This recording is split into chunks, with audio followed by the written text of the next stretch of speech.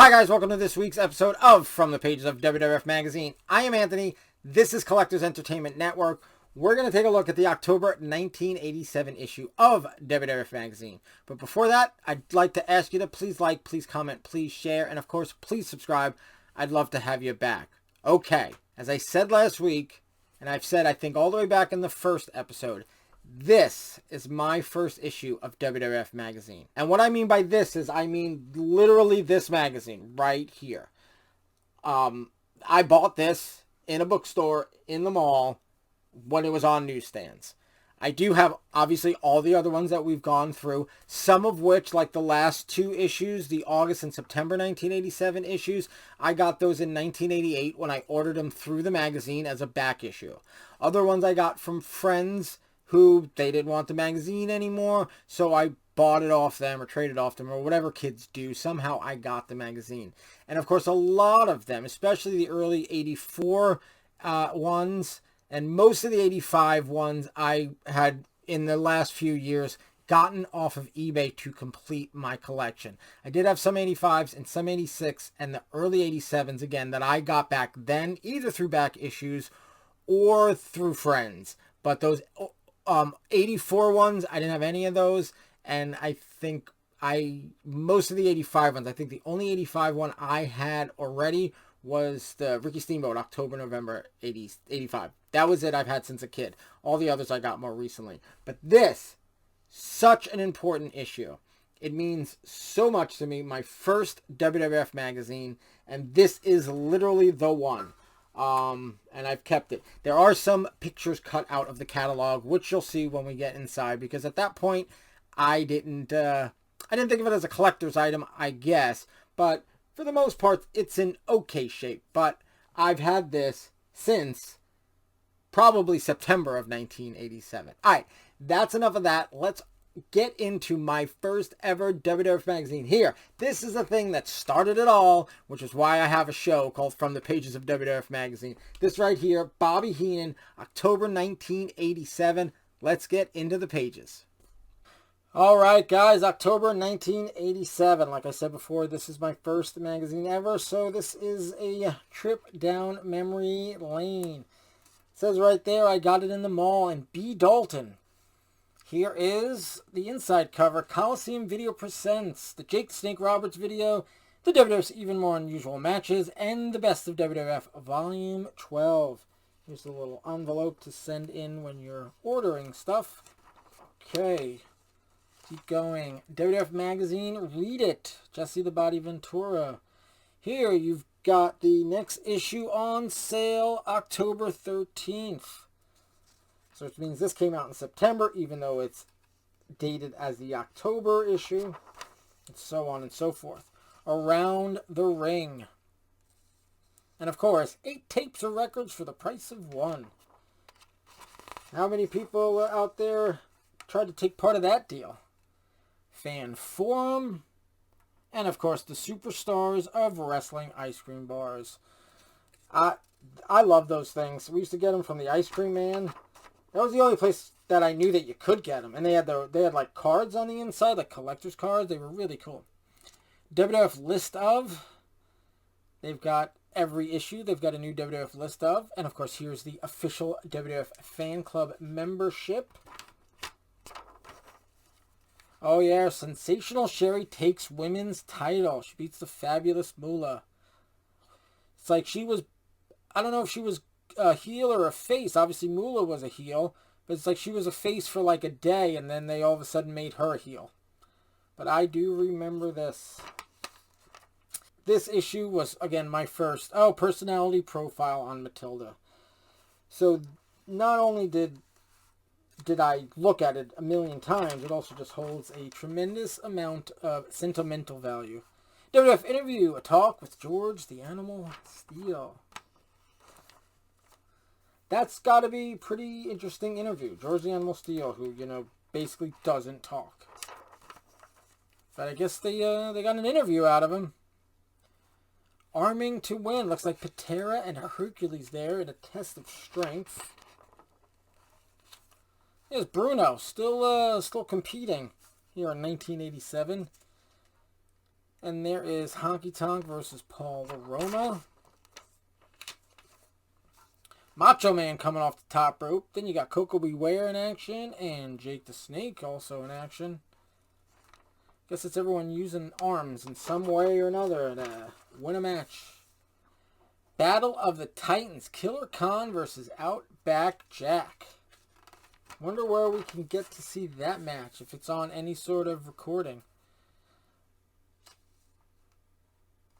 There is the sinister Mr. Fuji in the background. Yeah, look, he was... Killer Khan spit the mist right in Outback's face. And, of course, Outback jobbed out. Look, he was already jobbing out the guys. He just had that big push, and now he's jobbing out. Have it all! Here are the back issues of WWF Magazine. Now, I'm going to do something a little tricky. Because back when I was a kid, I wrote my name on one of the returns. So, and my address. So... here we go. Here is the Have It All. And here is the holiday gift rate. But we're going to cover those. Not that anyone lives at the old address, but it's still personal information I'd like to keep off the internet. And here we go. Now we're back. And here is the catalog. Summer 1987. And again, it has not changed for about a year. Now this, back then, I didn't care too much about the catalog. So if I wanted a picture of a wrestler, I would usually cut them out. And I know I've got some. See, there's something. There's poking through. Because I don't know who's there, but I was probably making some sort of scrapbook. Here I cut out a picture of Superstar Billy Graham. Probably including them in some sort of little, you know, craft I was doing with pictures of wrestlers. Here's the Hulkamania collection. Here's the sold out stuff we've talked about. And here again, the 1987 calendar in the October 1987 issue. Who's buying a calendar in October for that year? All right. Here is... in October of 87, let me think. I didn't have... all I had was Piper and S.D. Jones in October of 87. I did get Nikolai and Sheik and a bunch of others. None of these for Christmas that Christmas, but I did get some. Here are the new posters. Here is the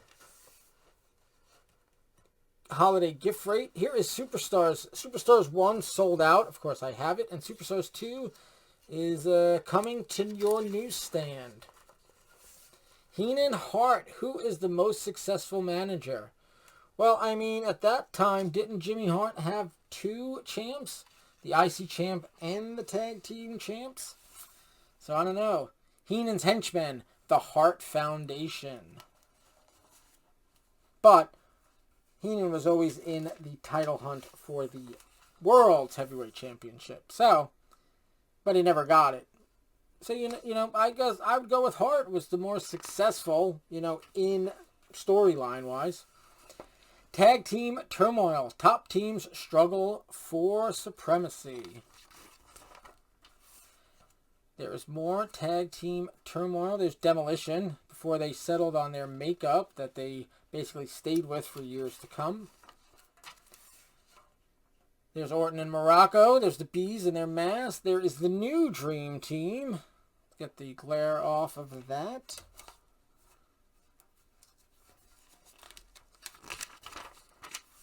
The $1 Million Man, Ted DiBiase. Every man has his price. And these are all part of the vignettes leading up to his debut. They really sold him with all those vignettes. Ron Bass, bushwhacker with a bullwhip. There, maybe he was, maybe they started him off with Tito Santana. Although he had been around for a little bit, but he wasn't just starting out, actually, now that I think about it, because he was in that Battle Royal before WrestleMania 3. Oh, Ricky and Bonnie's Little Dragon. That's the reason why, his wife was having a baby and he wanted time off. So he asked Vince, and Vince said, you can have it, but you got to drop the IC title. But of course, having the baby is more important than the IC title. And he went on to win the WCW World Heavyweight Championship. WWF Lowdown. Oh, there's Virgil. And the Jumping Bomb Angels. They were exciting to watch, especially at that time. Wrap up. And pack a seat. And here we are. Wrestler's Rebuttal. Why Masks Are Fair by Brian Blair of the Killer Bees. And the Crossroad, which I did. And I wrote down the WWF Wrestling Action line of 976 number, because I would call it from time to time. And Caught in the Act. Pictures. Brokeem. And the WWF LJN ad for your bendies, your wrestling superstars, your thumb wrestlers, and your Hulk Hogan training set. There you go. October 1987, guys. Such an important magazine for me. Okay, guys, that is the October 1987 issue of WWF Magazine with Bobby Heenan on the cover. Such an important issue. My first ever issue of WWF Magazine that I owned. It means the world to me. I would like to ask you to please like, please comment, please share, and of course, please subscribe. I'd love to have you back going through these classic WWF magazines with me. Okay, again, October 1987 issue, Bobby Heenan, my first issue ever. We'll be back next week with the November issue of WWF Magazine here on From the Pages of WWF Magazine. But until then, have a good one.